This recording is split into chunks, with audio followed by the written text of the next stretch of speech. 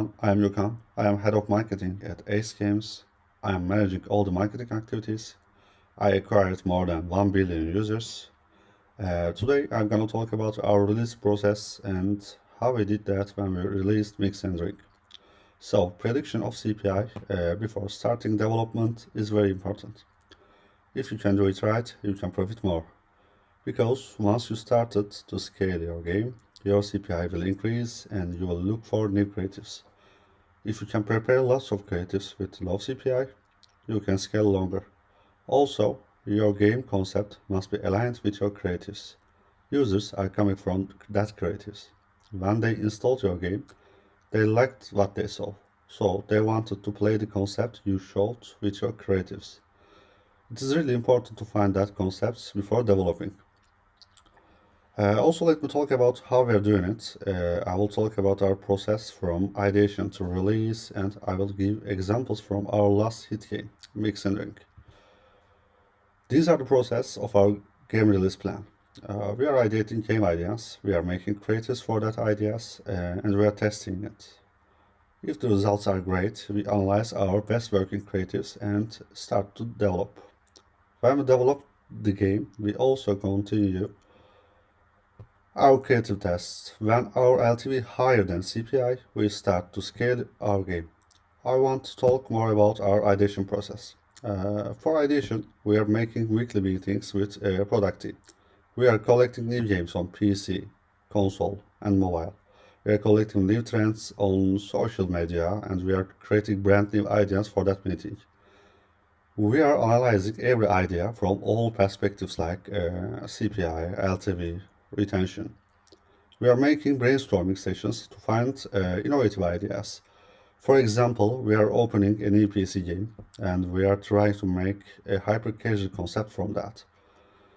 We are talking like if we do that, retention will be higher, but we can get lower CPI, or we can get low CPI, but we can have higher LTV. Our talkings going on like that. Then we decide on the concept, we will prototype, and we are making creatives for tests. By making creatives, we are deciding which main elements we must show our potential users. After we are testing those creatives and predicting our CPI, let me tell you how we got through that process for Mix and Drink too. If I want to talk about Mix and Drink, if you don't know the game, you can prepare and serve drinks on Mix and Drink in a funny way. Once we start scaling, it stayed in the top 10 around 4 weeks. Before that, we tried a lot of concept. We killed a lot of concept to find the best fit for Mix and Drink. Let me talk about our ideation process for Ace Games. Once we start ideation process for Mix and Drink, we were talking about making bar simulation game. Imagine that you're a bartender and you're serving drinks, cleaning bar, playing some bar games, talking with the customers, and something like that.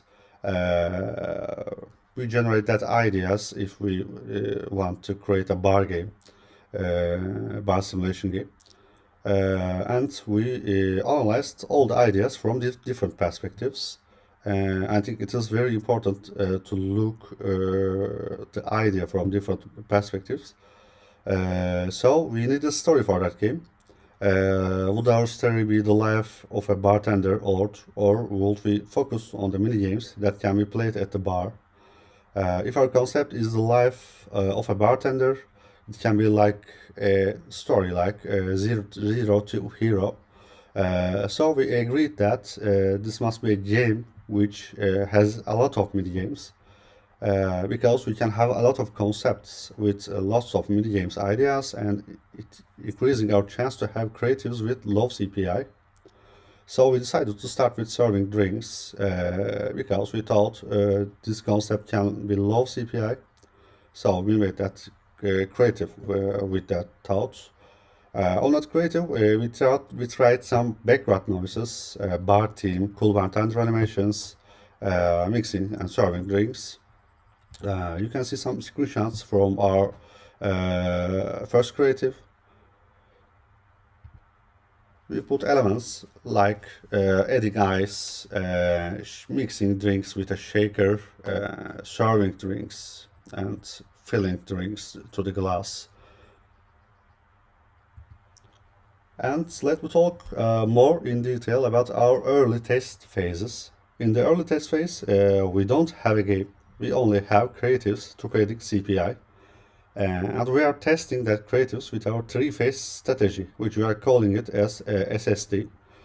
On the seed phase, we are predicting CPI. If we are believing that concept, we are going to the split phase. And we are splitting creative elements, for example, like the environments, animations, and we are making A/B tests. We are create iterations to find the elements to decrease CPI. When we find out elements, we are starting to diversify our creatives. So let's check how seed phase went for mix and drink. Our results were good and predicted CPI was lower than 20 cents for mix and drink for our first creative.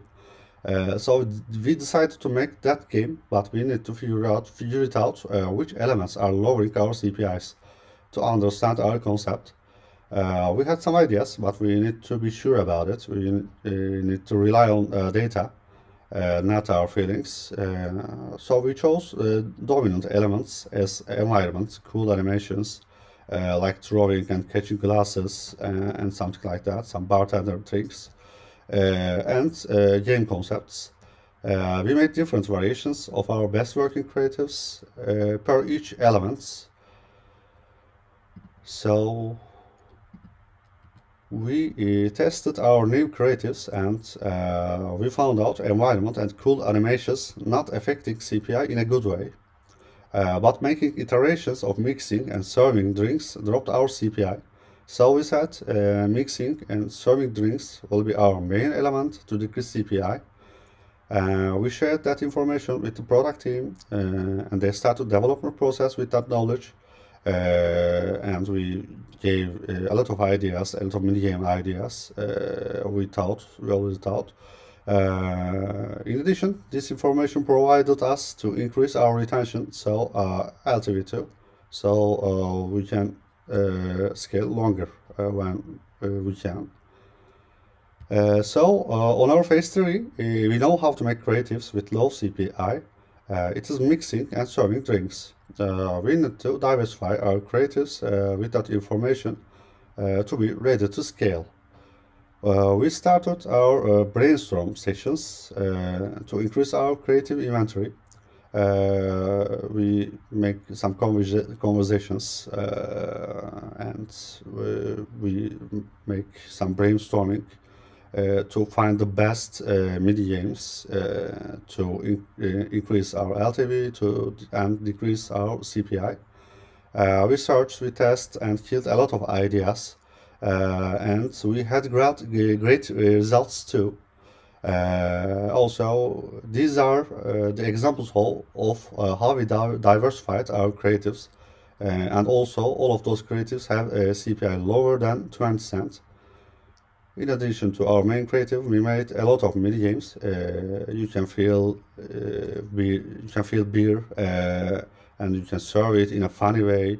You can mix two drinks and prepare cocktails in a funny way. You can make drink contests, and it goes on like that. So when you found that ideas and when you're past that phases, you are on the release phase. When your game is released, you can analyze your creatives with retention value.